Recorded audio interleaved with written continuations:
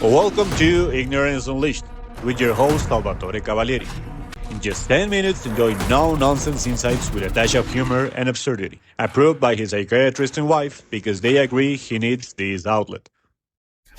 Hey, so today we're going to talk about oversimplified advice. I understand that there are some publications out there that want to give general knowledge to people regarding different topics, maybe medicine, what is the best thing to cure, sore food or something like that, or in real estate, how to do this and that. So there's an article here that came up, that I'm going to show you regarding regarding the pros and cons and the things that you need to consider if you're going to buy real estate for investment, for rental. Okay, so let's go one by one. So here's the article, and then I'm going to say my experience regarding that. Okay, so the first one, determine if buying investment rental property is right for you. Oh, that's a good question, because there are some people that are not meant to have rentals. They are very risk adverse, and they get really stressed out when something is not going the way they want it to, the way they want to control it. So real estate, it is you can control a lot of the things, a lot of the income, a lot of the inputs, and a lot of the outputs, but you gotta know what you're doing. For example, there are some people that they just cannot fathom having a property with a tenant that is going to give you issues, or they think they're going to give you issues. A lot of those issues can be prevented in the screening, though. But anyway, I have some investors that they really want to buy real estate, and they didn't buy it. They didn't buy it because they were thinking, hey, you know what? What about this? What about that? What about the other thing? So they were filled with fear. And as much as you wanted to bring some calm and dissipate those fears, the fears is stronger than their will. Okay? So some of them didn't buy. They regret it, because some people, they were thinking about buying 5 years, 7 years ago. I remember clearly, and now those properties are worth at least $300,000 each that they almost bought. They chose instead, like the article said, to buy the REITs. Those investment or real estate trust investments that they are is like a pool of it's like a pool of real estate investments packaged like a stock that you can buy, and you get a specific return.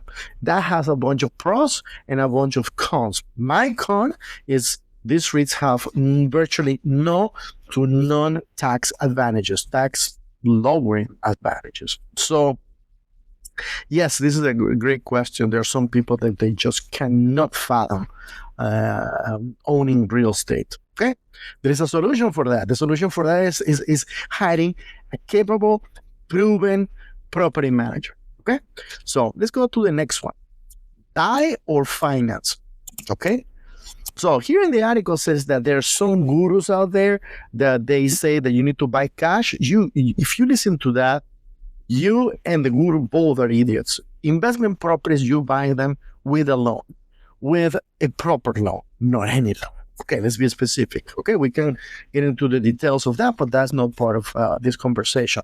So if you have a loan, your return on the investment is way higher, because let's say, for example, you need to buy a $500,000 home and you put all cash in there. But if you financed, let's say 20%, you can buy 2 houses.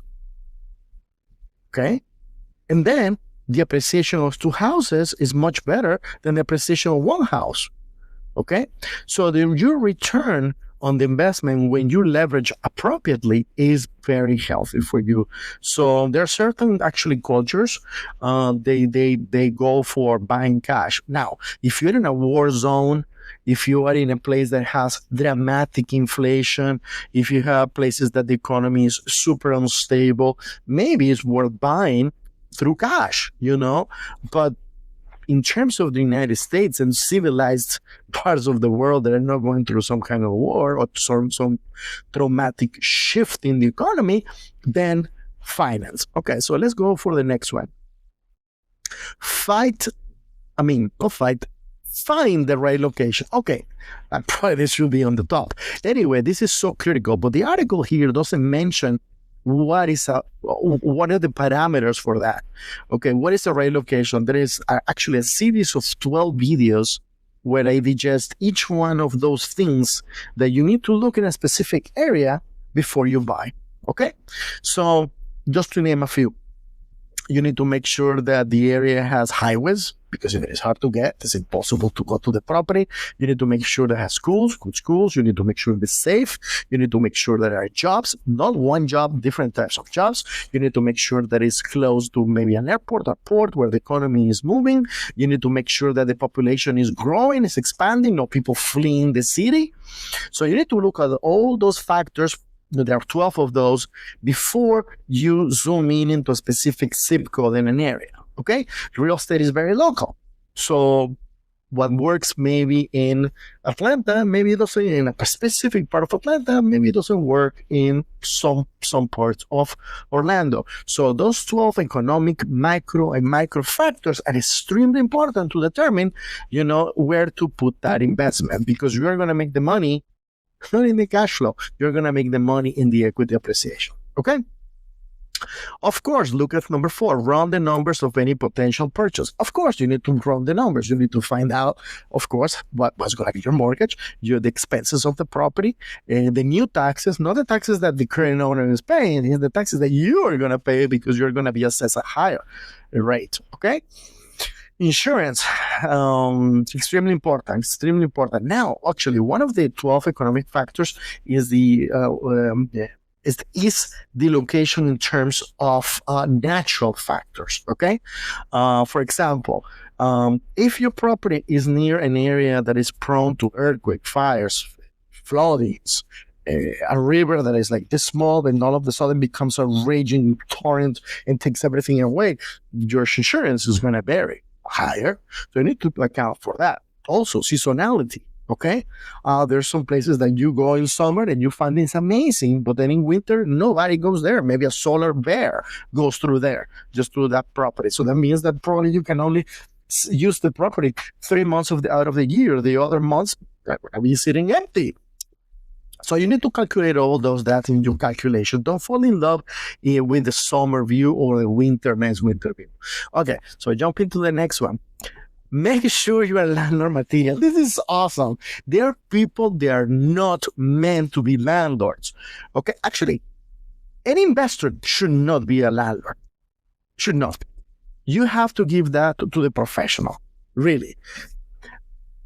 It is on a weekly basis, I find a landlord got in trouble because he wanted to do everything or she wanted to do everything, and then he got in problem with the tenant. They're in some kind of dispute, whatever. So give the job to the professional. Your job is to look for the next investment property. Already buying a property or finding the right property is tough. It's not easy. Okay?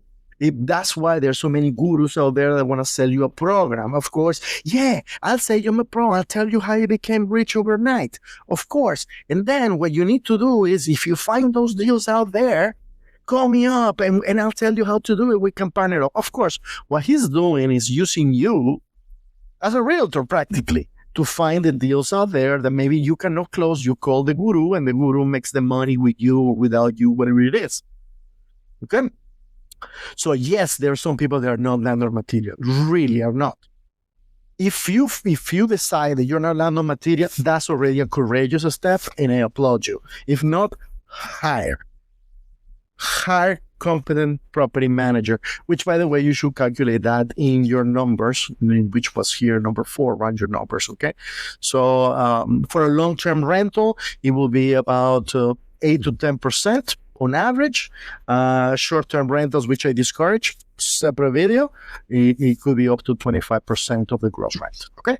So let's go to the next one. Budget for the unexpected. This is incredible. I have landlords that they think that a house or a real estate property is indestructible. Things happen. And not necessarily because the tenant is destroying the property. Things happen. The garbage disposal breaks. The dishwasher is leaking water. Things happen constantly. And some landlords, they get upset about it when they get a bill for $300, $400 because something broke. You need to budget for that. Okay, you need to make sure the older the property, I'm saying 5 years and more, the more issues it's going to have. Okay, so you need to budget for that 10%, 15%, 20% of the gross rent. You should keep it aside and make sure that you're going to have to tap it. Make sure that it is available because maybe you need to tap it to take care of the property. So don't look at as an expense. That it doesn't happen all the time, of course. That is such a headache. You're improving the property. Deduct from your taxes. Move on. Okay? Next one. Remember to renew your leases. Hey, this is very important. Okay, yes, you have a 1-year lease and you want to renew it. You renew it to the tenants that deserve renewing. In some cases, not renewing and putting the tenant month to month is advantageous too. A bunch of strategic reasons. But yes, you have to remember to renew the leases, okay? So that's why a competent manager has the schedule of what is coming for renewal, and 60 days before that date, he's negotiating a higher rent or he's negotiating better terms, or simply telling the tenant, hey, this is not for you, right there is the door, thank you very much, bye-bye. Section 8 is another great source of secure money. The government is going to pay you on a monthly basis for that tenant, okay? Partner up, call the cities, find out what kind of programs they have for tenant. It worked out. I have used that. It has been always nice. The tenant have always been great. I face a lot of negative chatter out there. Just listen to that. Live the experience yourself. Okay. Section 8, great. Number 8, don't forget rental property tax time. Yes, of course, tax time. Do we need to pay taxes or real estate taxes? Well, real estate taxes are going to go up every year because it's an investment property. And also, the profit that you make on the cash flow, you also need to pay taxes. But with the tax deductions that you may have, depreciation, expenses, improvements, etc., your taxes should be very low to none. Okay, that's why so many people buy real estate taxes and they don't buy other forms of investment because they don't have any tax shelter. Okay, and number 10. Well, actually, this should be very close to renewing the lease. Number 10 is understand how rental law works. Yes, you need to understand it very well. Each state is different, and you need to be very familiar with that. If you are going to engage in Florida, Florida has one particular set of laws, very different to California, very different to New York, and very different to Colorado. So you got to know. So that's the reason you should partner up with an attorney that is a specialist in rental law, tenancy law, in whatever state you are.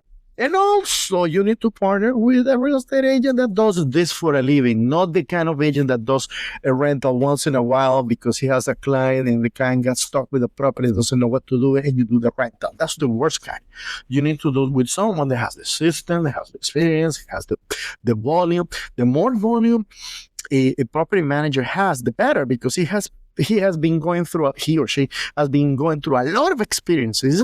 It's like being with a doctor that has had one surgery versus one doctor that has had 50 surgeries. Which one would you have an operation? The one surgery or 50? I will go for the 50 surgeries.